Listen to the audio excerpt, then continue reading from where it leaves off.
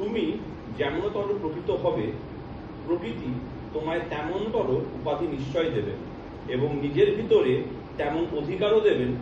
ইহা নিত্য প্রত্যক্ষ করছো, তবে আর চাইবে কি? প্রাণপণে প্রকৃত হতে চেষ্টা করো।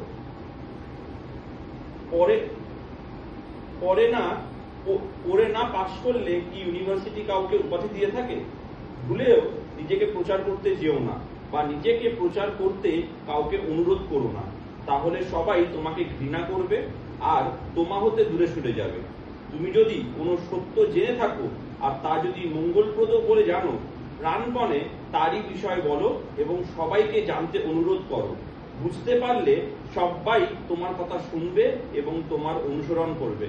তুমি যদি সত্য দেখে থাকো, বুঝে থাকো, তবে তোমার কায়মন্য বাক্যে তা ফুটে বেরোবে।